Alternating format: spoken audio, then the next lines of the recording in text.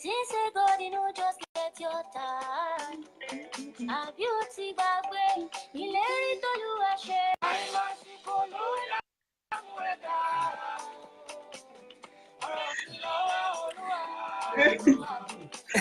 Lásìkò London weather.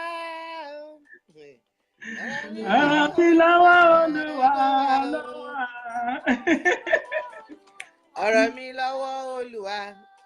Lọ́wọ́ Olúwa. Ọ̀rọ̀ mi lọ́wọ́ Olúwa. Lọ́wọ́ Olúwa. Ṣé o ti rí mi pé mo ti wà live pẹ̀lú ẹ? Yes.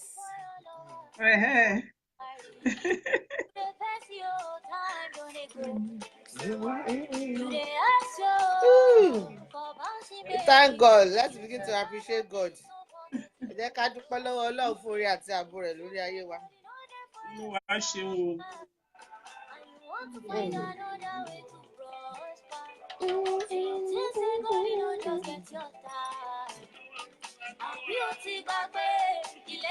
Olúwa ṣe ló ń dààmú ẹ̀dá. Ọ̀rọ̀ mi lọ́wọ́ Olúwa ló wà.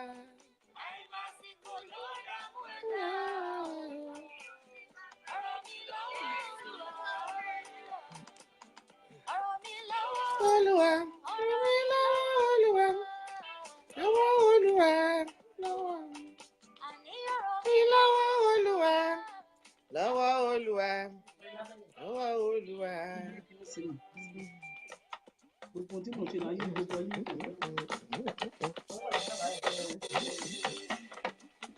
Ẹ wọlé kẹjọ bò wáyé. Ó máa wò yín náà.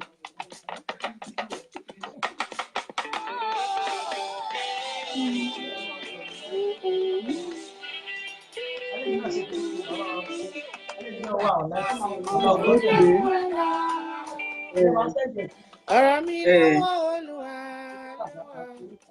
Ẹgbẹ́ bá ti ń wò báyìí ló máa wò. Ìyẹn fẹ́ máa wò báyìí. Kí ni kí n ṣe o? Kí n ṣe àyàn. Lọ́wọ́ Olúwa.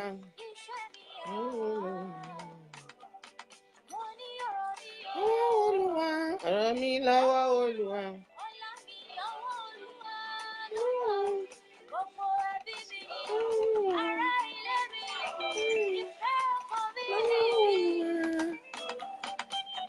Ògo ni fún bàbá àti fún ọmọ àti fún Ọlọ́run ẹ̀mí mímọ́ bí ó ti wà láti kọ́ ṣe ó ń bẹ nísinsìnyí bẹ́ẹ̀ ni ó sì máa rí ní ìgbà gbogbo ayé àìnípẹ̀kun àmín àmín lórúkọ Jésù. Ká tó gbàdúrà mo kí gbogbo ilé sórí pláfọ́ọ̀mù yìí pé a tún kú ilé lẹ́ẹ̀kan sí bá ṣe mọ̀ pé lórí pláfọ́ọ̀mù máa ń gbàdúrà fún àwọn ọmọ wa ní every Tuesdays and Saturday.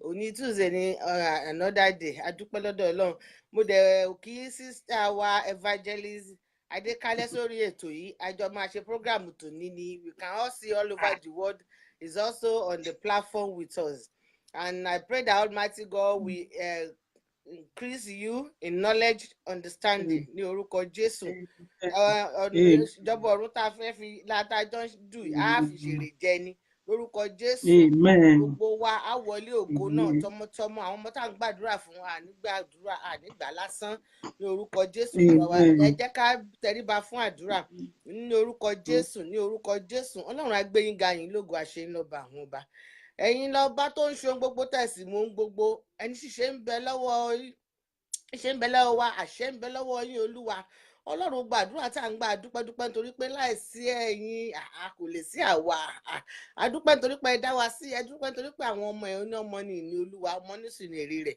àdúpẹ́ ní gbogbo àdúrà tá à ń gbà nítorí pé bá a ṣe ń gbà ìròyìn ayọ̀ là ń gbọ́ àgbàdúrà yìí lásán Ọlọ́run gbọ́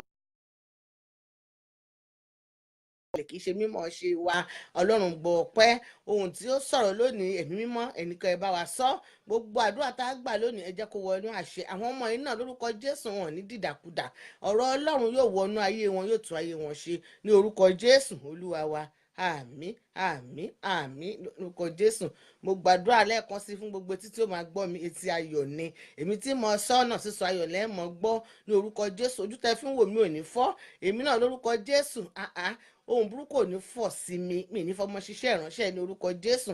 Gbogbo ẹtí tó darapọ̀ mọ́ mi ọkàn yín á balẹ̀, ọkàn yín á balẹ̀. Gbogbo bí tó wù yín tẹ̀ ń wojú sí Ọlọ́run yóò dá yín lò. Gbogbo bí bàtà ti ń ta yín lẹ́sẹ̀ bàbá mi yóò fi lè dú, yóò fi ayọ̀ sí, òróró òtura yóò fi sí ní orúkọ Jésù Olúwa wa. Àmín àmín àmín lórúkọ Jésù á dára fún wa. Ẹ jẹ́ ká kọrin. Ó ní àánú ni mo béèrè o bàbá o, àánú ni mo béèrè o, àánú ni mo béèrè o Jésù, àánú ni mo béèrè o, àwíjàre mà kọ́ o, àánú ni mo béèrè,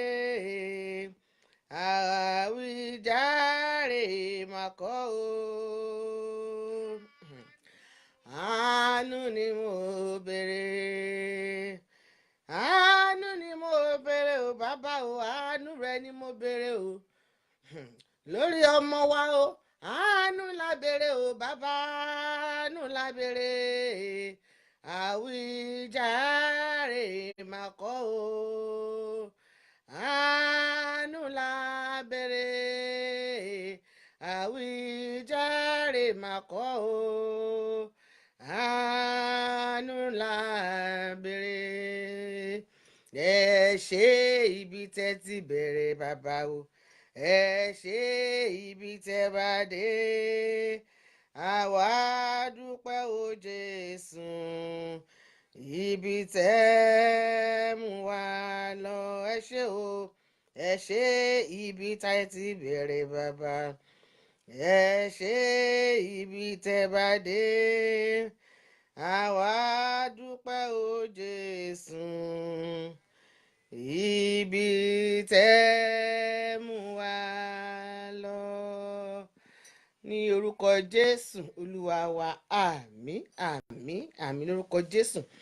Gẹ́gẹ́ bá a ṣe mọ̀ pé kíkà wa la máa ń ka Bíbélì lórí pláfọ́ọ̀mù. A ní kíkà wa tò ní Genesis chapter 38 orí kẹwàá, Genesis 38 orí kẹwàá. Ohun tí ó ṣe burú lójú Olúwa, nítorí náà ni Olúwa pa pẹ̀lú.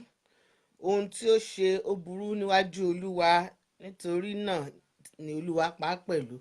Àkọlé wa tò ní nìyẹn ní Genesis chapter 38 verse 10. Jẹ́rí pé níbi kíkà wa tò ní àwọn ọmọ Júdà ni wọ́n ń bá wí. Gbogbo àná la mọ sítórì yẹn. Tá a bá tiẹ̀ mọ̀ àkọlé wa yẹn tò ní, ẹ jẹ́ ká lọ síbẹ̀ ká lọ kà á. Ọmọ Júdà ìyàwó ẹ̀gbọ́n ẹ̀ kú, àbẹ́ ẹ̀ fẹ́ fún, ṣùgbọ́n ó ti mọ̀ pé tóun bá fẹ́ gbogbo ọmọ táwọn bá ń bí lára ẹ̀ orúkọ ẹ̀gbọ́n tó ti kú ni, ṣùgbọ́n ó ti wò pé òun ò ní tóun máa fi ṣe yẹn, òun mọgbọ́n tòun náà tó máa dá. Táwọn tọmọdé bá mọ́gbọ́n kúkú, bàbá ẹ̀ náà mọ́gbọ́n pípa.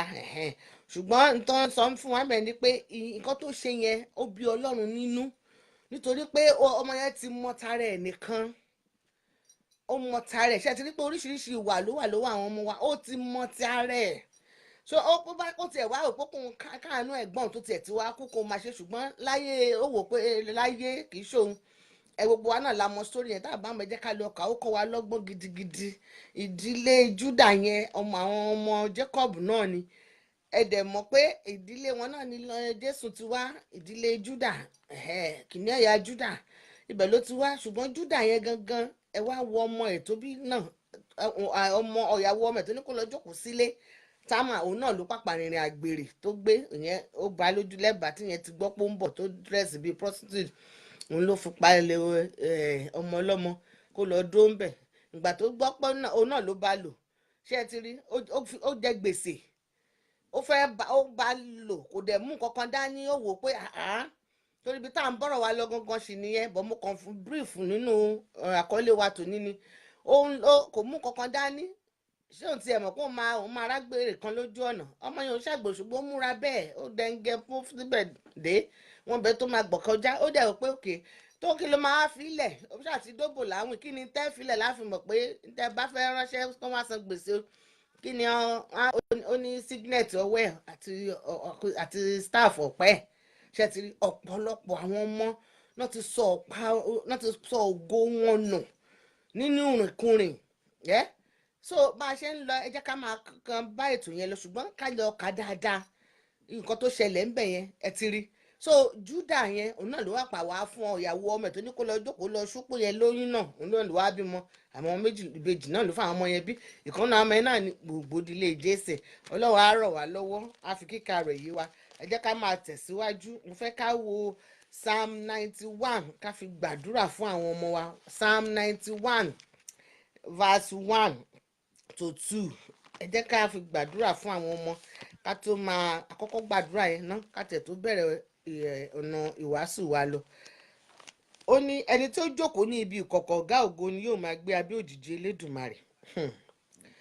Èmi ò wí fún Olúwa pé ìwọ ni ààbò àti odi mi Ọlọ́run mi ẹni tí èmi gbẹ́kẹ̀lé. Ẹ jẹ́ ká wá fi sọ́dọ̀ pé Olúwa ìwọ la gbẹ́kẹ̀lé lórí ìrìn àjò ayé àwọn ọmọ wa. Ìwọ ni ìgbẹ́kẹ̀lé torí mo máa ń sọ ìwọ tó o bá ti gbẹ́kẹ̀lé Ọlọ́run Ọlọ́run máa yẹ ká jogún òfo gbogbo àwọn ọmọ yìí Ọlọ́run ló fún wa ọmọ yìí àwọn Ọlọ́run ló fún wa ní àwọn ọmọ nǹkan ọ̀ní ni mo máa ń sọ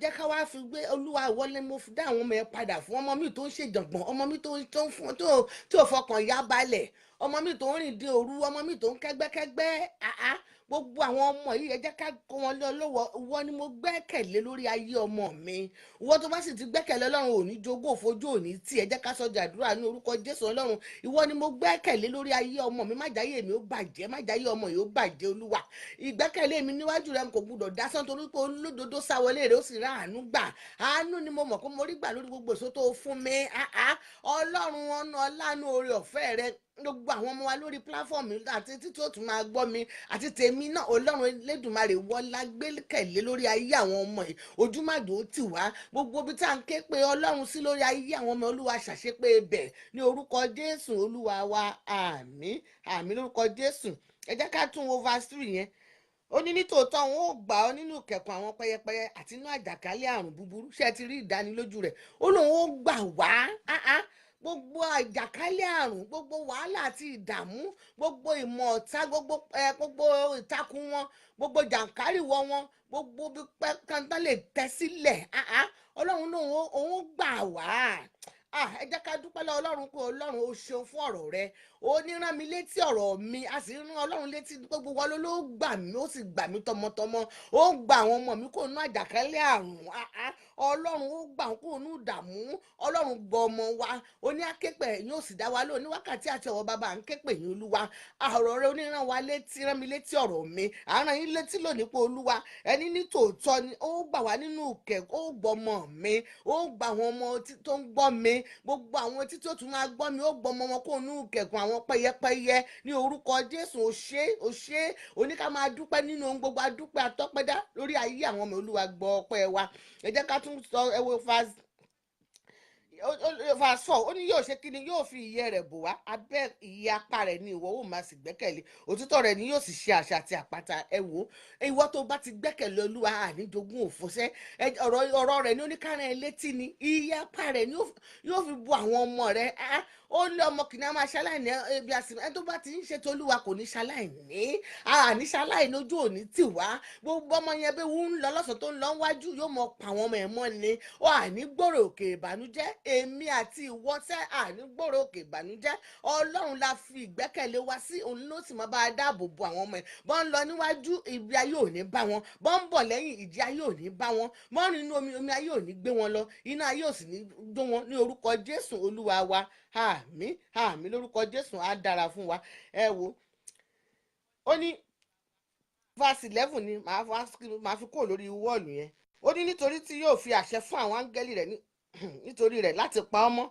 ní ọ̀nà gbogbo ẹ wò gbogbo àwọn áńgẹ́lì tó ń ṣọ́ ẹ olórin yẹn kọ nínú ojoojúmọ́ lọ́lọ́run pààrọ̀ wọn gbogbo àwọn áńgẹ́lì Ọlọ́run fi àṣẹ fún wọn ìdánilójú gidi ni confirmation ni Ọlọ́run ò kì í ṣe ènìyàn ló ń parọ́ ènìyàn ló ń ṣèké Ọlọ́run ò ní sọ pé yes lára kó wá tún dọ̀sán kó ní no Ọlọ́run tá a ti ká àwọn ọ̀pọ̀lọpọ̀ wa là ń ṣiyèméjì ẹlòmíì àti ní Olúwa bá a ṣe ń gbàdúrà mo gbẹ́kẹ̀lé wọ Ọlọ́run mo sì kọ́ àwọn mi lé ẹlòmíì àti bá tún dọwọ́ ọ̀sán yóò tún ní àáfà wòlíì ẹ̀ bá mi wò ọ̀rọ̀ ọmọ yín ni ó ń tanra rẹ, má tanra rẹ, dá àwọn ọmọ ẹ padà. Ológo ló ní ògo, Ọlọ́run ló ní ọlá àti ìyìn àti ìkẹ́ àti ìgẹ̀ lórí ayé àwọn ọmọ ẹ. Ó ní ká fi ọpẹ́ àti ìyìn fún. Gbogbo ìgbẹ́kẹ̀lé rẹ̀ ò ní já sásán. Ó bá ti gbé fún ó náà ó fi àṣẹ fún àwọn áńgẹ́lì, àwọn ó fi àṣẹ fún àwọn áńgẹ́lì mi láti pọ́ ọmọ ní ọ̀nà gbogbo ọ̀nà tó wù káwọn ọmọ yìí. Ọlọ́run yóò máa pa wá mọ́, Ọlọ́run yóò pa àwọn ọmọ ẹ̀ mọ́. Ojú ò ní tì mí, kò ní tì ẹ́ ní orúkọ Jésù. Àní gbàgbànú àdúrà ní gbogbo ọ̀nà tí Sátánì ti lò pé àdúrà wo ò ní wá ní òní gbà, irọ́ ló pa, nítorí pé àṣẹ ń bẹ lẹ́nu wa. Àṣẹ la sì fi sọ̀rọ̀ lọ́wọ́ ní wákàtí àti ọ̀wẹ́ pé gbogbo bí tá à ń gbàdúrà sí, gbogbo bí Sátánì lóhun ó ti fẹ́ pa wá, Ọlọ́run ó fi àṣẹ fún àwọn áńgẹ́lì ìhún Ọlọ́run ó fi àṣẹ fún àwọn áńgẹ́lì láti ṣe kíni, pa àwọn ọmọ ẹ̀ mọ́ níbi gbogbo. Ọlọ́run yóò pọ̀ ọmọ mi mọ́, yóò pọ̀ ọmọ rẹ mọ́. Ọlọ́run yóò pa wọ́ gan mọ́, yóò pè mí náà mọ́. Gbogbo tí tó ń gbómi, Ọlọ́run tó ń pa wá mọ́ tí ì sùn, ó lóun ò ń sùn, ò kí ń tó gbé. Ó ní gbogbo nínú àárín ìwà yìí, gbogbo ẹ̀ ló mọ̀. You can number it. Ojú òní tì wá lórúkọ Jésù Olúwa wa. Àmín àmín lórúkọ Jésù. Ẹ jẹ́ ká wá gbàdúrà pé iṣẹ́ rí àwọn omi máa ń tòrò àwọn ọmọ yìí gan. Ọmọ mi onísùúrù ni, bá wọn ní lára kọ́ àti wọn kàn máa ní ọmọ yẹn lára. A ti rí pé ọmọ yìí ní sùúrù, wọn kàn fẹ́ kó kàn máa sọ̀rọ̀. Ẹ máa ń wọnú ilé gan àwọn ọmọ tẹ̀gbọ́n tàbúrò mi á máa ní ṣé ó ló ń dùn ní ẹni, ṣé wò ó tiẹ̀ lè sọ̀rọ̀ ni. Ọmọ mi gan wọn á nà ta ni ẹ má wọrí òun ò jà, jẹ́ kó máa lọ nítorí pé ẹ̀mí sùúrù ń bá gbé. Ṣùgbọ́n àwọn ẹgbẹ́ tó ń gbá ní ọ̀lẹ́ wọn bá máa búlì ẹ̀, wọn bá títí ó fi máa dùn wọn tó náà lóun náà máa jà. Ó lè jẹ́ tó bá ti ẹni ẹ báyìí ikú ló máa mú lọ́wọ́. Ṣùgbọ́n áńgẹ́lì Ọlọ́run yóò máa ṣọ́ àwọn ọmọ wa ní gbogbo ọ̀nà. Wọn ò ní ṣìṣe, wọn ò ní ṣìrìn, wọn ò ní ṣẹgbẹ́ kó. Ẹ jẹ́ ká wá gbàdúrà pé gbogbo ẹni tó ń ru omi ayé ọmọ mi, ẹ̀mí mímọ́ jẹ́ kí orísun ẹni náà kó gbẹ. Gbogbo ẹnikẹ́ni ènìyàn kéènìyàn, gbogbo ẹni tá a bí nínú obìnrin, gbogbo ẹni tó ń momi, gbogbo ẹni tó ń gbatẹ́gùn, gbogbo ẹni tó lè dúró ní kọ̀kọ̀, tó ń wà ní gbangba, tó lè máa ru nídìílé bàbá, nídìílé ìyá, níbi tí mo ti fọ́kọ, níbi tí mo ti fáya, tó lè máa ru omi ayé omi àwọn ọmọ wa. Orísun ẹni náà Ọlọ́run jẹ́ kó gbẹ. Gbogbo ẹni tó ní àwọn ọmọ rẹ lára, tó ní ọmọ mi lára, gbogbo orísun wọn jẹ́ kó gbẹ ní orúkọ Jésù Olúwa wa. Àmín àmín àmín lórúkọ Jésù. Á dára fún wa. Ẹ jẹ́ ká lọ sínú James chapter 5 verse 16. Chapter 5 verse 16. Ó ní ẹ jọ̀wọ́ ẹ̀ṣẹ̀ yín, ẹ jẹ́wọ́ ẹ̀ṣẹ̀ yín fún ara yín. Ẹ máa gbọ́ o. Ó ní ẹ jẹ́wọ́ ẹ̀ṣẹ̀ yín fún ara yín, kí ẹ sì máa gbàdúrà fún ara yín. Á lè mú yín lára dá. Iṣẹ́ tí àdúrà olódodo ń ṣe ní agbára púpọ̀. James chapter 5 verse 16. Ẹ wò iṣẹ́ àdúrà tí àdúrà olódodo ń ṣe ó ní agbára. Ó ní ká jẹ́wọ́ ẹ̀ṣẹ̀ wa fún ara wa. Ẹ wò ó ní ká sì máa gbàdúrà, ká máa gbàdúrà. Òun náà lè ṣe ríru abáyé tá à ń jáde síta tá à ń gbàdúrà. Mi ìyẹn pé bóyá ọmọ mi ni mo fẹ́ máa dá gbàdúrà fún, mo lè máa gbà fún ní yẹ̀yẹ̀. Ṣùgbọ́n oríṣiríṣi tó yẹn bá ń ṣẹlẹ̀ yẹn á kàn wò pé Ọlọ́run ní ọmọ, ó ní ọmọ ní ìní Olúwa, ọmọ ní sì ní èrè Ọlọ́run. Bí ìfàṣẹ lọ́wọ́ lágbára bí àní àwọn ọmọ ìwé ṣe rí. Kí ló dé tí wàhálà àti ìdààmú máa ń fòrò ẹ̀mí?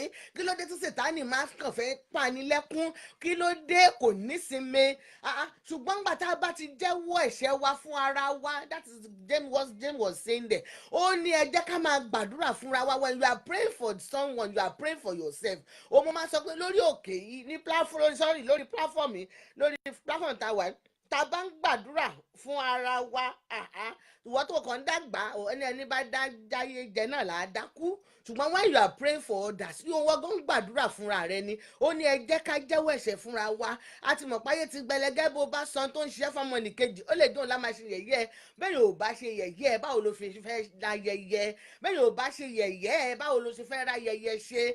Lórúkọ Jésù, mo ní àwọn ìṣẹ̀lẹ̀ kan máa ń ṣẹlẹ̀ tó yẹ pé kò lè má ṣaláì ṣẹlẹ̀. Nǹkan tí ò bá ṣẹlẹ̀ ni kò sí bí ayẹyẹ rẹ ṣe fẹ́ gbúyọ. Mo nílò orúkọ Jésù gbogbo ìrìn àjò tí a rìn tí ó mú ẹ̀mí wa lọ, tá a fi ní rògo wa lò, tá a fi ní rí ayẹyẹ yẹn ṣe, lórúkọ Jésù kò ní ṣẹlẹ̀ sí èmi àti ẹ. Á dára fún wa. Gẹ́gẹ́ bá a ṣe ń lọ, jẹ́ ká máa tẹ̀síwájú. Ó ní ètò tí Ọlọ́run ní ayé fún wa. Ètò rere lọ́lọ́run ní fún èmi àti ẹ. Ètò rere ni Ọlọ́run ní fún àwọn ọmọ tó fi fún wa. Nítorí pé bá tiẹ̀ ṣe láàmọ́ ṣe àmọ́ sáyẹ́ǹsì ṣe àmọ́ ara wa bá lálòpọ̀. Ṣùgbọ́n àṣẹ lọ́lọ́run fi sí láti ìbẹ̀rẹ̀. Ó ní ẹ lọ máa bí sí, ẹ máa rẹ̀ sí. Àṣẹ ni tí ò bá sí àṣẹ nínú ibẹ̀ kò sí ni. Ṣùgbọ́n ó wá tún náà ayé tó ń wà tá a wá yìí ó ní kò sí ká má ṣe rí ìdojúkọ ṣùgbọ́n ní atújú ká torí pò ti ṣẹ́gun ayé yẹn fún wa mo mọ̀ pé gbogbo ogun ayé tó lè dojúkọ mi ọmọ mi tó lè dojúkọ ọmọ rẹ àbí ìwọ gan àbẹ́mi gan ọlọ́run ti ṣẹ́gun rẹ̀ ogun yìí ò ní borí rẹ ogun yìí ò ní borí mi ogun yìí ò ní borí àwọn ọmọ tá à ń gbàdúrà fún ní orúkọ Jésù olúwa wa àmín.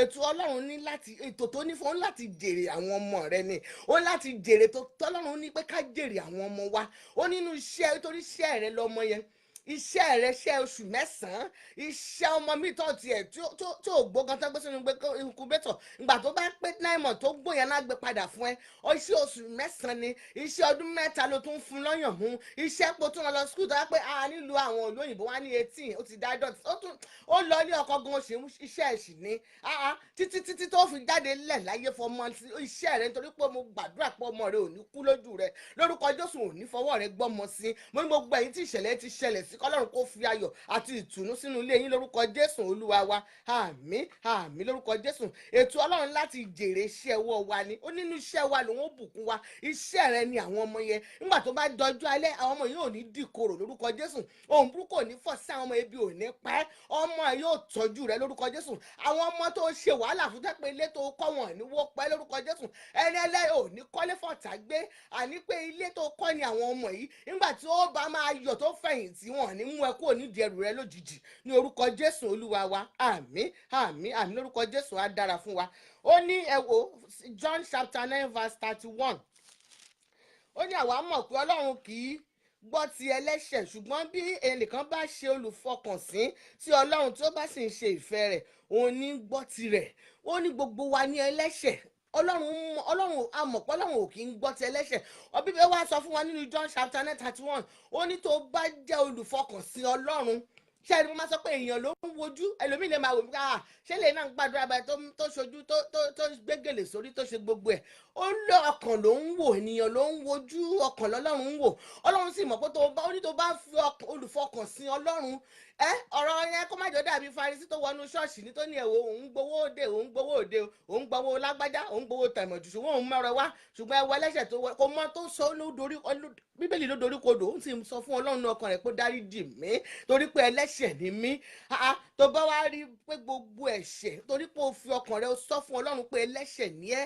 ọlọ́run á sì dáríjì ẹ́ yóò dáríjì mí yóò dáríjì àwọn ọmọ abárí gbogbo ẹ̀ṣẹ̀ àti ìṣe tó ti darapọ̀ tó wá ń dúró ní ìkórìtà àwọn ọmọ yẹn lórúkọ Jésù ẹ̀jẹ̀ Jésù kó túnbẹ̀ ṣe ẹ̀jẹ̀ Jésù kó túnbẹ̀ ṣe ní orúkọ Jésù olúwa wa àmín àmín yóò dára fún wa olúwa gbàgbára gbogbo agbára láti máa sin ọlọ́run jẹ́ ká wò pé kólúwa kó gbé wọnú ayé àwọn ọmọ yẹn nídìí agbára tí ó fi sin ọlọ́run àwọn ọmọ yẹn nídìí agbára ìyanu agbára tán fi ṣe rere agbára tí àwọn ọmọ yóò fi rójú ráyè sin ọlọ́run lórúkọ Jésù kọ́run kó yọ̀ǹda rẹ̀ fún wọn ayérayé kó yọ̀ǹda rẹ̀ gbogbo àwọn ọmọ wa tó fún wa èso wa nítorí pé tán bá ní ìbẹ̀rù ọlọ́run ní ìbẹ̀rù ọlọ́run ní ìpilẹ̀ṣẹ̀ ọgbọ́n gbogbo ọmọ tó fún wa ní orúkọ Jésù agbára gbé wọ̀ wọ́n agbára rẹ̀ gbé wọ̀ wọ́n lórúkọ Jésù gbogbo tó rú omi ayé wọn gbà tó gbójú wolẹ̀ ní ayé dàrú jùjù ó sì kún fún omi ó wá gbé agbára rẹ̀ ó sì ń rá bàbà lórí omi agbára yẹn ní gbogbo omi àwọn ọmọ ẹni tó ń rú omi àwọn ọmọ ẹ gbé agbára rẹ̀ kí orú sun àwọn ẹni ibi kó gbẹ lórí ayé àwọn ọmọ ẹ ní orúkọ Jésù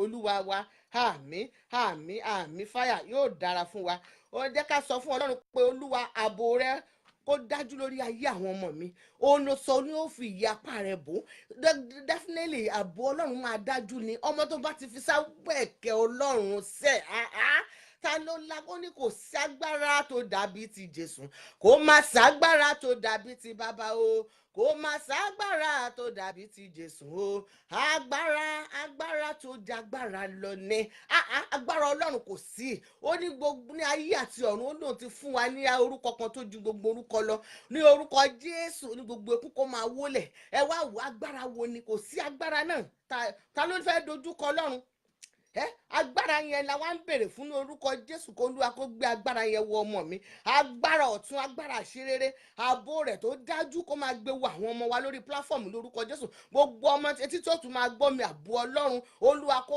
dájú lórí ayé àwọn ọmọ ẹ̀ lórúkọ Jésù Olúwa wa àmín àmín lórúkọ Jésù á dára fún wọn á dára fún èmi náà lórúkọ Jésù ànígbàgbànú àdúrà gbogbo bí tí ayé ti fẹ́ ṣe yẹ̀yẹ́ mi àti ẹ lórí ọmọ wọn á jọ ṣayẹyẹ ni ọ̀tá gan ó jẹ àjẹyó àjẹranjú ní orúkọ Jésù Olúwa wa àmín àmín lórúkọ Jésù. Ẹ jẹ́ ká wá lọ sínú kíkà Second King chapter 4 verse 1 ìwé ọba kejì orí kẹrin ẹsẹ̀ kínní ni ẹ jẹ́ ká kà á. Ó ní obìnrin kan nínú àwọn obìnrin ọmọ àwọn wòlíì ké bá Èlíṣà wípé ìránṣẹ́ rẹ ọkọ mi kú, ìwọ sì mọ̀ pé ìránṣẹ́ rẹ bẹ̀rù Olúwa. Àwọn onígbèsè sì wá láti mú àwọn ọmọ mi méjèèjì ní ẹrú lórúkọ Jésù. Gbogbo gbèsè tí bàbá àti ìyá jẹsẹ́, mo fẹ́ kí kíní ká meditate lé lórí, ká ṣe àkíyèsí. Ọ̀pọ̀lọpọ̀ ọmọ àwọn òbí ti jẹ gbèsè sílẹ̀ dọmọ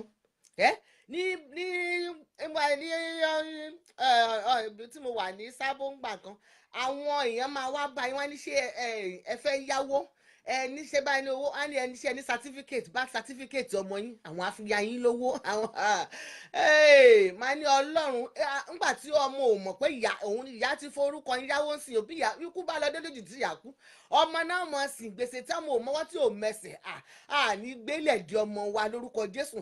Ara ìní òye àti ọgbọ́n ni ọgbọ́n tí gbogbo ọgbọ́n tí Sètánì ọgbọ́n àrékèrèkè tó máa ń lò nìyẹn, ó fi máa ń pa àwọn ọmọ ènìyàn lẹ́kún. Nígbà tí ó bá gbé bá certificate tó ọmọ ò mọ́wọ́ tí ò mẹsẹ̀ tó lọ fi yá gbowó, nígbà bá yá tó kú tí ò dáhùn tí ò dóṣù, bó tiẹ̀ já àrùn nìkan ló ń ṣẹlẹ̀ ló lọ fowó yẹn ya tó lè lanu kó o ké pe Ọlọ́run ipe ìwọ àìsàn yìí kó o pòórá nu ayé mi. Ó gbà tó bá jẹ gbèsè tán tó ikú mọ́ta yẹn ni yẹn lọ, wọ́n á bá máa sin ọmọ gbèsè tí ò mọ́wọ́ tí ò mẹsẹ̀. Ẹ wá wò bàbá àwọn ọmọ ẹ ló yá owó àwọn onígbèsè wọn á fẹ́ dé sí i. Obìnrin yẹn ó bá lọ sábà wòlíì Èlíṣà, ṣàánú mi ọkọ mi ó sì ní ìbẹ̀rù Ọlọ́run, ó máa ń sin Ọlọ́run. Ṣé ó bá tiẹ̀ níbẹ̀rù Ọlọ́run ní kó jẹ gbèsè? Ọlọ́run ò rán wa ń gbèsè jíjẹ nígbà tó nínú iṣẹ́ wa lòun ó ti bùkún, wọ́n lè ṣe nira tó kígbe pé Ọlọ́run yóò sì dá wa lóhùn. Ebi Ọlọ́run ò lè pa, mo máa sọ ó ní mo sọ lẹ́ẹ̀kan mo lọ́mọ kìnnà máa ṣe ìwọ́n tó jẹ́ ti Olúwa ebi ò lè pẹ́. Ibi tó yẹ pé arọ́ bá jókòó sí ló ń jẹ ọjọ́ rẹ̀ wá ń bá bẹ́ẹ̀ dé gbogbo àwọn Sábóyè gbogbo àwọn ibi tí wọ́n ti ń tọrọ àwọn aláìní máa ń jókòó sí bí ojúbọ wọn ojú tó ń jókòó sí yẹn ló ń jẹ wọ́n ti wá ń bá wọn. Ẹ wọ́n jẹ gbèsè onígbèsè wá fẹ́ wá gbọmọ rẹ̀, ẹ wá wò ó wá sábà lọ, ṣùgbọ́n oníyàn sọ yẹn nígbà tí ìṣòro bá dé ta là ń sátà lọ nítorí láyé ẹ̀gbà yẹn lónìí Old Testament àwọn wòlíì náà máa ń dàbí ìránṣẹ́ Ọlọ́run, àwọn náà ń dàbí ìránṣẹ́ Elédùmarè, kì í ṣe irú ìránṣẹ́ tìsí tó yẹ pé àkúmọ̀ òtítọ́ àmọ̀gbàtọ́ náà wí fún wọn tí ò wí, ṣùgbọ́n ó dúró gẹ́gẹ́ bí ìrọ́jú àti ìrọ́jú Ọlọ́run. Òun ló ṣe ní nìyẹn tí ìṣòro bá dé ta là ń sátọ̀ lọ. Ìjà wa ń sátọ̀ káti wàá rí pé sísì ta wà ẹ̀mí mímọ́ ni ó ń gbénu rẹ̀ ń gbèsọ́lá. Nígbà tí wọ́n bá ti gba Jésù sínú ayé rẹ̀ ó kígbe pé ní òun ò tiẹ̀ níjó jẹ gbèsè bí òní pẹ́ ojú òní tí ẹ torí pé ọ̀nà àrà ìyanu báyìí ni gbogbo ẹ̀ ó ti máa wọlé lọ́tún lọ́sì. Ọlọ́run ó máa pẹ́lẹ́ ni yóò máa jọ́ ẹ lójú ni. Ó wá wò ó pé níbo ta ni wọ́n sátọ̀ ló ságbà lọ. Àkíyèsí tó ní agbára ni ẹ jẹ́ ká kíyèsí. Obìnrin yẹn sátọ̀ ó ní kó ṣàánú. Èmi ò wá tiẹ̀ ní wá ní go down to 1 to 7 yẹn, mo kàn fẹ́ ká mú point yẹn pé ibẹ̀ ni. Ẹ wo ẹlòmíì á bímọ lórí àṣekòmọ gbèsè ni ó fi ṣe. Ẹlòmíì arán ọmọ lọ léèwé gbèsè ni. Ẹlòmíì àṣègbéyàwó fọmọ gbèsè ni. Ẹlòmíì gbà tó ọmọ bá tún gbéyàwó tó lọ lé ọkọ rẹ̀ yìí yóò tún máa padà màmá mi àwùjọ òní tìyìn òun ò mà láṣọ tó wọ́n fi ṣèkọ́mọ ìyá rẹ̀ ó tún káṣọ fún wọdúrópù ẹ̀ àmà lọ́bẹ̀ àní tòmátì àní àláta ìyá ẹ̀ àṣà máa bò láṣìírí àní bu àṣírí òṣì lórúkọ Jésù. Gbogbo etí tó ń gbọ́ mi àtẹ̀mí gan tí mo ń sọ̀rọ̀ lórúkọ Jésù bí Ọlọ́run ṣe wà ní ipá àti agbára ọba tó fi ọ̀run ṣe ibùjókòó tó fayé ṣe ìpìtìlẹ̀ṣẹ̀ èmi àti ẹ àní fi gbèsè ṣáṣáyọ̀ àní fi gbèsè àní fi máa ṣe rọrí sùn lórúkọ Jésù. Gbogbo àpótí gbèsè fọ́ nínú ayé mi àti ẹ gbogbo ibi tó tàtà ti ń tẹ́ lẹ́sẹ̀sẹ̀ lórí ọmọ nítorí ó ràn ọmọ rẹ lọ iléèwé báyìí ò ní lówó lọ́wọ́ wà lọ jẹ gbèsè ni nígbà tó bá jẹ gbèsè tán nígbà àti ẹ̀ka ti ẹ̀bẹ̀rẹ̀ níbi naming ceremony ọ̀pọ̀lọpọ̀ obìnrin bíi tiwa báyìí wọ́n á jẹ gbèsè ọ̀tọ̀ ni ó ra gbèsè ẹran ọ̀tọ̀ ni kò sálẹ̀ orin ẹ̀ ń ṣẹ́ kò sí ẹni tó ràn yàn ń ṣẹ́ ó ní mo ṣe ń sọ pé àfọ́fà wa ló pọ̀ jù nígbà tí yóò bá rówó san nítorí Sàtánì máa fẹ́ dójú tiẹ̀ kò ní jẹ́ kó rówó yẹn san ó ẹlòmíín ra gbèsè atarodo àti tòmátò tí ó fi sọmọ lórúkọ. Nígbà tí Sátánì bá fẹ́ dójú tì ẹ́, kò ní jẹ́ orí owó yẹn san náà wá máa pariwo lé ẹ lórí ẹjọ́. Àwọn òràn yín lọ́mọ bí àwọn òràn yín ní kò mọ orí ọmọ yẹn kí ló ń pè sí, kí ló ń pè sí. Ọmọ yẹn wá dàgbà gan ogún máa jẹ gbèsè, yóò máa rub from Peter to Paul.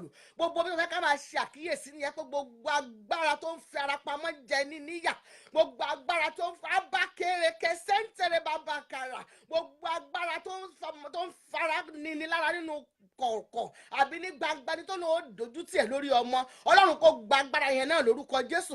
Gbogbo agbára tó ń farapamọ́, ẹlòmíì á máa farapamọ́ báyìí, ó lè jọ́ rẹ̀ gan, ó lè jọmọ ìyá ẹ, ó lè jẹ́ ọ̀tẹ̀ ẹ̀ gan lá máa farapamọ́. Ìmí àti ẹ̀ máa ṣú ẹ̀ pé ó lá máa bẹ́ẹ̀ ṣe kùrùkẹrẹ, lá máa bẹ́ẹ̀ wọlé, gbóngbégbón lá máa bẹ́ẹ̀ gbégbá, ṣùgbọ́n nínú ọkàn rẹ̀ ṣe ọmọ tó ń rò ní ó fẹ́ kó o ṣe ẹni yẹ̀yẹ́. Òun ló máa kí ọwọ́ ọ̀gbọ́n tó ó lè náà rẹ̀ aṣọ £100 yẹn ti kéré, aṣọ $100 yẹn kéré, ó ní £500, ó ní $500 gangan ló yẹ kó wẹ́ kó ṣáà kó bẹ́ẹ̀ wò pẹ̀rẹ̀.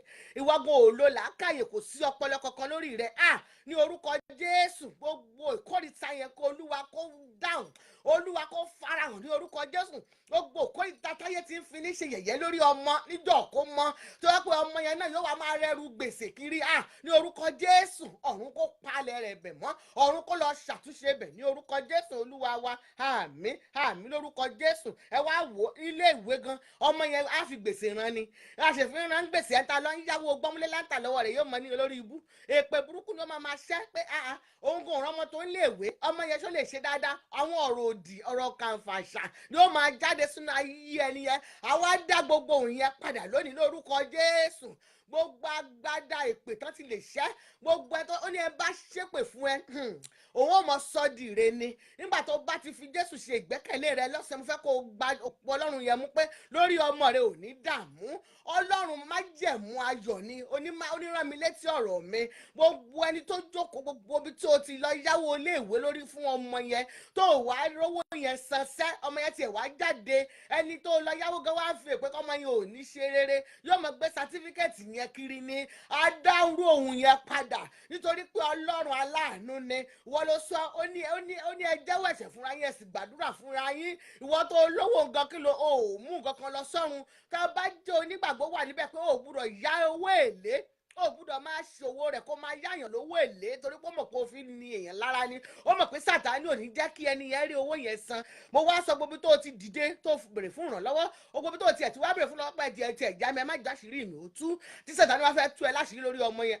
kí Ọlọ́run kó faṣọ àṣírí bò ẹ́. Ọlọ́run tó mú aṣọ ẹ̀gàn kúrò lórí Joshua àti tùbánù tó wé fún Joshua, Sátánì dúró tó sì fi ṣe èèmọ̀ pé Ọlọ́run ní ẹ wọ̀ láṣọ ògo lórúkọ Jésù. Ní gbogbo kórìíta ìyẹn tó ti ń rèrè fún àánú fọmọ rẹ, Ọlọ́run yóò farahàn níbẹ̀ ní orúkọ Jésù Olúwa wa. Àmín àmín. Fáyà yóò dára fún wa. Ẹ wá wo ọmọ náà, ọmọ yẹn márèjì ni, a fẹ́ ṣe márèjì, ẹlòmíì tí ò tiẹ̀ tó yóò mọ fọwọ́ rẹ̀ fa wàhálà àti ìdààmú. A lè ṣe márèjì £20,000. Wọ́n á pọ̀ oríṣiríṣi èrò lórí ọmọ yẹn, oríṣiríṣi ẹni tí wọn ò tiẹ̀ dùn, ẹni tí wọn ò dùn àti ẹni tí wọn ò dùn gan tó kàn tiẹ̀ ńlá ṣúgà, ẹni tí ò láyọ̀, ẹni tí wọ́n gan ìkórira kún inú rẹ̀. Gbogbo tó ń rò ní ọmọ yẹn ọ̀rọ̀ òdì, gbogbo ọ̀rọ̀ òdì nígbà tó bá ń tàwọn rẹ̀ bá ń ṣe tó ń ṣe márèjì, tó ń ṣe ayẹyẹ ìgbéyàwó, gbogbo ẹni tó ń ro èrò kúrò níbẹ̀ kọ́ Ọlọ́run kó pa èrò yẹn rẹ́. Gbogbo ibi tó ń rò kó máa bẹ̀rẹ̀ sí ní dire fọmọ rẹ fọmọ mi ní orúkọ Jésù. Àwa náà ẹ jẹ́ ká lákìyèsí, ẹ jẹ́ ká ṣe nǹkan ní ìwọ̀ntúnwọ̀nsì. Nítorí pé ó ní ẹni tó ń ṣọ́ ni, inú ilé gan lèèyàn lọ́tà ti bẹ̀rẹ̀. Ṣé ẹni tó wà nínú ilé tó ò tí ì rówó jẹun tó wá wò pé àǹtí wọn àbí bọ̀dá máa ń dáná owó 20,000 kalẹ̀, rí kó ti fa wàhálà, ó ti fa ọ̀tá sínú ayé rẹ̀. Ẹ wá wò á ní tí òun ò kíà, ìwọ tó mọ̀ pé ó ní jù wọn lọ, Ọlọ́run ẹ sì dìlé yẹn láti ṣe nǹkan kan ni. Ọlọ́run ó sì fún ẹ ṣe lórúkọ Jésù. Ohun burúkú ò ní fọ̀ sí ẹ. Nígbà tó bá ń ṣe ìfẹ́ Ọlọ́run, kò sí báwọ̀ ọ̀tá ṣe fẹ́ ká ẹ tó gírídì tó mọ́tara ẹnìkan, kò sí báwọ̀ ẹni bí ṣe fẹ́ ká àwọn ọmọ rẹ. Ọlọ́run yóò máa pa àwọn ọmọ rẹ mọ́ ni. Àjàkálẹ̀ àrùn kankan kò ní ṣẹlẹ̀ sí wọn. Yóò mú odi iye agbo wọn ká ni, iná ò ní jó wọn lórúkọ Jésù. Ìyàwó yẹn jẹ́ ká wò ó, àwọn olùmí á jẹ gbèsè, ẹlòmíì gbogbo wa kò tí bó ṣe ń dagbada ní ló máa ṣe báyìí ṣùgbọ́n ó tún jẹ gbèsè lẹ́dọ̀mọ́.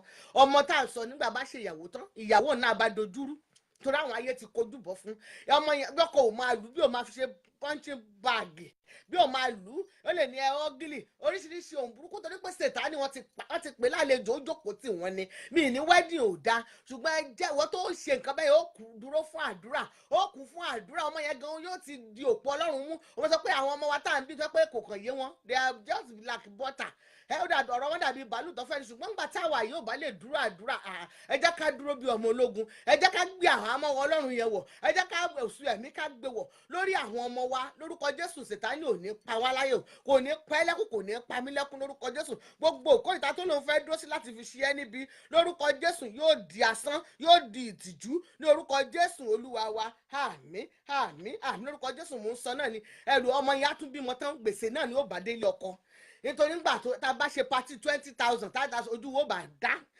olówó màálù onígbèsè ó mọ̀ sí aláta mọ̀ sí owó ọmọ yìí ò ní bọ́ ọdún mẹ́ta gó sì ń san gbèsè ìgbéyàwó nítorí kíni ẹ jẹ́ ká la ojú ẹ jẹ́ ká béèrè fún ojú Ọlọ́run kó ṣí ojú ẹ̀mí ẹ jẹ́ ká béèrè fún ọgbọ́n àti ìmọ̀ bá ti ṣe lórí ayé wa ọ̀pọ̀lọpọ̀ ló ń fa ọwọ́ rẹ̀ fa nǹkan tí ò tó ọ̀pọ̀lọpọ̀ àwọn òbí là ń fa wàhálà sínú ayé àwọn ọmọ yẹn ẹ wo á dára fún wa o ojú òní tì wá ní gbogbo òkórìtà tí Sàtánì lóun fẹ́ fi pẹ́ láyò lórí ọmọ àbóun fẹ́ fi pẹ́ lẹ́kọ̀ọ́ àbóun fẹ́ fi yẹ̀yẹ́ rẹ Ọlọ́run yóò kọjá síbẹ̀ yóò ṣàtúnṣe yóò sì sọ di ayẹyẹ mọ́ lọ́wọ́ ojú òní tì ẹ́ o ojú òsì ní tì èmi náà lórúkọ Jésù ọmọ yẹn á tún wọlé ọkọ tán mọ́mì mi kò sáta kò sí tòmátò kò ní jẹ́ ti tiẹ̀ kò ní jẹ́ ti ọmọ rẹ kò ní jẹ́ ti ọmọ tèmi mọ́mì mi kò sáṣọ tí màá wọ̀ ǹjọ́ kó mọ tí ó tù wọ́ náà ló tù wọ́ wọ́ọ́dọ́pù wá tún kó fún lórúkọ Jésù gbogbo ọmọ tó ń ṣe bẹ́ẹ̀ agbára ẹ̀mí mọ́ kó wọnú ayé ẹni yẹn lọ gbogbo ọmọ tí ó sì ń wúrú wà bẹ́ẹ̀ nínú àwọn ọmọ wa agbára ìṣeré kó ọmọ yẹn bẹ̀rẹ̀ sí ní ìgbà báyìí gbogbo tí ò tó kó tún ṣẹ́kù nínú ayé àwọn ọmọ yẹn nítorí pé wọ́n níta bá ti ké pé wọ́n sì dá wa ló gbogbo àṣírí ọ̀tá ò ní bò lórí ayé ọmọ rẹ ẹ wá wò ó ọmọ yẹn kò tún ní a máa rọ́ọ̀bù Peter fi pé Paul ní nítorí pé o ti fogun sínú ayé ọmọ yẹn ìwọ gan ti fogun ọmọ sọ BC bá certificate ẹlòmíì ọmọ ẹ̀ ó fi ń yáwó Ọlọ́run sì ti wá ṣe láyé láwọn western country tá a wà nísìnyí gan bó o bá kọ́lé ogún tó rọgbọ̀n síbẹ̀ wọ́n máa mọ́nítọ̀ ẹ̀ ní bó o bá ti di dementia tó ń gbé ẹ lọ́wọ́ mọ́wọ́ yẹn náà máa ná fún ẹ ọmọ mi gan wá tún jẹ gbèsè ńgbà yẹ ẹ̀ bá kú tán so that is why táwọn ọmọ yẹn fi máa ń manage owó ìyá ńgbà tó má ṣe wọ̀n pé ìyá yẹn ti wà láyé gbogbo nǹkan ti yàtọ̀ gbogbo nǹkan ló ti yàtọ̀ Ọlọ́run á ṣàánú fún wa o ìwọ tó bá mọ̀ pé Jésù lolúwa tó gbà á lótìtọ́ àti lódodo ó nìyẹn obìnrin yẹn opó yẹn ó ló sáwọ ìwòlé ẹ̀ láìsà lọ kó gbà Ọlọ́run Jésù la máa sátì Jésù ló nìkan ló lè bò ẹ́ láṣìírí Jésù nìkan la bá ní rìn má dojú ti ni òun lẹni tó ń fúnni má sì rè gún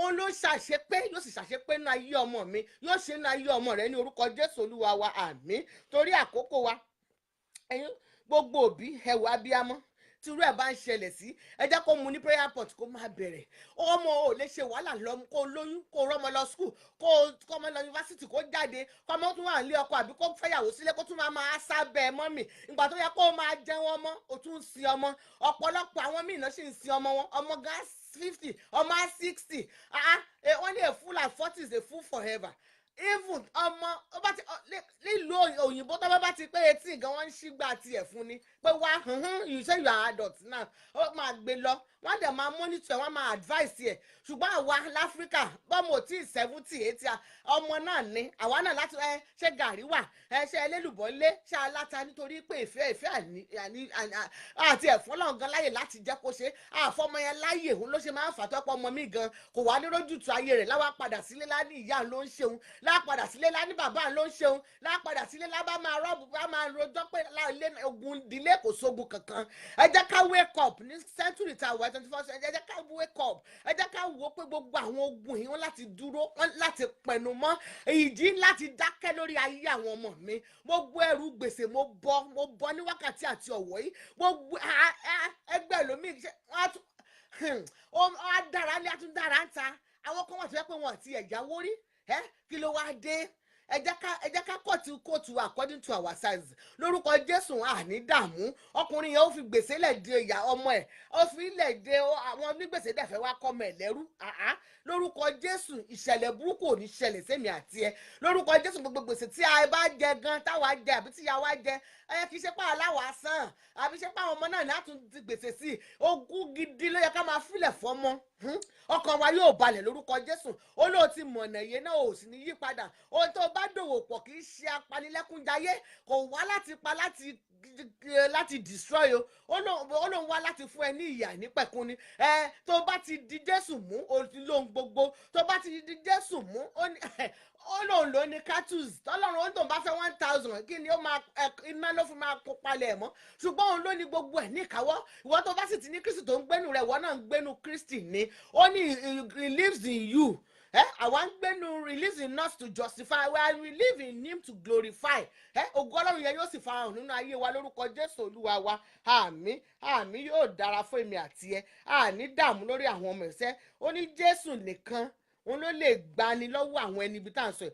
Jésù nìkan ló lè gbà wá lọ́wọ́ òṣì. Ẹ jẹ́ ká sọ pé Olúwa gba àwọn ọmọ mi lọ́wọ́ òṣì. Èmi gan gbà mí lọ́wọ́ òṣì àti ìdààmú àti ìṣẹ́. Ọlọ́run gba àwọn ọmọ mi. Ọlọ́run wọ ni mo sáwá bá lónìí. Mo ní gbogbo òṣì àti ìṣẹ́, gbogbo gbèsè gbọ́mọ mi, gbà mí tọmọtọmọ, gbà mí Olúwa gbà mí. Ó ní sọ képe ẹ̀wọ̀ ó sì dá mi lóhùn. Ọlọ́run gbogbo gbèsè àìmọ̀dí, gbogbo gbèsè tí àwọn ọ̀ràn mi ti já kalẹ̀ nínú ẹ̀mí gan táwọn agun ò tiẹ̀ fojú tá a mọ̀.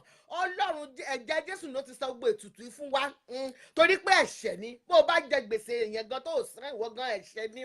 Ó tí wọ́n máa kà sí ẹ lọ́rùn ni. Òun ló máa dúró díẹ̀, òun ló máa jẹ́ ìsọ̀lù ayé ẹ̀ tó ń dúró. Ẹ wò bí ìsọ̀lù ṣe ń dúró de Jacob. Ṣé kò padà wá, ṣe bó sá lọ ni? Ó ti sọ àlọ́ ni àbọ̀ tèmi làbọ̀. Nígbà tó dé kórìíta tó ń padà bọ̀ lé oníbàwò lòun ó ṣe ṣe. Ìsọ̀ tó ti filẹ̀ for 21 years ó máa ń dúró de òun. Tó bá rí gbogbo ìsọ̀ tó filẹ̀, ó ti kúrò ní Nàìjíríà, ó lọ wá sílùú òyìnbó, wá sí Amẹ́ríkà, wá káàkiri àgbáyé. Ìsọ̀ tó filẹ̀ yẹn sì ń dúró. Kò sí ní bí ò padà bẹ́ẹ̀ bí ò padà lọ lé kẹ́mi rẹ̀ tó lọ. Nígbà ó bá dé kórìíta tán ti ń ké kí ló fi ilé ayé rẹ̀ ṣe, wàá mọ̀ pé ó kọ́ ilẹ̀ fún ẹ. Ìsọ̀ tó dúró de Jacob ni. Ó ń ṣe bá lọ ti àbọ̀ ní tòun. Nígbà tó dé kórìíta ó ní Ọlọ́run gbà mí. Lord deliver me. Ọlọ́run sì ra àwọn áńgẹ́lì Ọlọ́run sì sọ̀kalẹ̀. Ó bá bẹ̀rẹ̀ sí jìjàkadì. Ó ní bó bá bless me, I will not let you go. Ọlọ́run ní bí ó ní máa sọ yẹn, kò sí ìwà tó a lè wá láti tún àtúnbí nínú Kristi. For Abraham to that blessing láti lè perfect nínú ayé rẹ̀. Abraham ni Ọlọ́run sọ di Abrahamu. For Sarah ó sọ di Sarah. Ẹ wá wò bẹ́ẹ̀ lọ Jacob ajínigbé ó change orúkọ rẹ̀ ó sọ di Israel. Ó náà ṣe ní aláti di àtúnbí nínú Kristi. Gbogbo ọmọ rẹ̀ ó ti láti di àtúnbí nínú Kristi. Kọ́lọ́run kí ìbùkún yẹ kó tó lè ṣẹlẹ̀ lórí ayé wọn. Agbára tó ń fọwọ́ kan ni, agbára tó ń wá ni rí, tó wà kéènì rí, kó lọ wá àwọn ọmọ wa rí lónìí. Gbogbo bí tí ọmọ mi àtọmọ rẹ̀ bá ọgbàrọ̀ tún kó lọ wá wọn rí. Owó tó wá akẹ́jáde nínú omi nì wá wọn rí, kó tún ayé wọn ṣe ní orúkọ Jésù Olúwa wa. Àmín àmín àmín lórúkọ Jésù. Á dára fún ẹ, á dára fún mi o, á dára fún wọn náà, á dára fún gbogbo àwọn adáǹgbàdúrà fún àìnígbàgbà àdúrà lórúkọ Jésù. Ẹ wo gbèsè tó máa jẹrí ọmọ rẹ, gbèsè tó máa transfer láti wọgán ti jẹ gbèsè yẹn kalẹ̀. Ọmọ rẹ náà ẹ máa rí ọmọ náà bá tún bẹ̀rẹ̀. Ìjọ kan mo nǹkan títí ọmọ yẹn bá ní my mommy ebi dey have porn we can porn money Ọlọ́run ní jẹ́ gbogbo agbára tó tún mú mi ní kò dá. Ẹ wo ẹ tó bá wọ̀ fún ni, ṣùgbọ́n tó bá mọ Ọlọ́run tó ń sìn, gbogbo àwọn kan yóò sí nínú pákéjì rẹ̀ rárá. Ó ní o béèrè wọn, ó náà ó dẹ lónìí, ó náà ó yìn lógo ni. Níjọ́ tí mo ti mọ Ọlọ́run mi ò rírú ẹ̀ rí o, testimony mò ń sọ. Ẹ jẹ́ ká tiẹ̀ ni mo ní sọ, mo ní ẹ jẹ́ ká tọ̀ wò, ẹ jẹ́ ká tọ̀ wò á sì mọ̀ pé rere ni. Ẹ jẹ́ ká máa sọ fún àwọn ọmọ wa gbogbo gbèsè, gbogbo ẹ̀mí tí ò ń jẹ́ kọ́ ọmọ mi gan á ti lọ dáràn ta, á ti lọ dáràn ní ọmọ Yorùbá nílé sùn, ní ọmọ mi pékélé, ní ọmọ mi pékélé, ó ti lọ fẹnu kó jágbọ́n tí ò lè ṣe, yóò lóun lè ṣe gbogbo tí ọmọ mi àní I don't worry my mommy will give me the money. Ìyá abádébẹ̀ ìyàgò tí gbowó oṣù lání kò sówó, ọmọ yẹn ò ní délé, kò ní dé school. Á lọ máa hangi ti àwọn ọmọ kó tó ń bá ọ̀rẹ́ tó ń yáwó yẹn lọ́wọ́ ẹ̀ ó lè pàún. Gbogbo ẹ̀mí a má fọkàn ọmọ balẹ̀. Gbogbo agbára tó ń ní ọmọ rẹ lára tó ń tì síbi wàhálà àti ìdààmú, agbára yẹn náà kò di asán, agbára yẹn náà kò dá láìlágbára ní orúkọ Jésù Olúwa wa. Àmín àmín àmín lórúkọ Jésù. Á dára fún wa nítorí àkókò wa.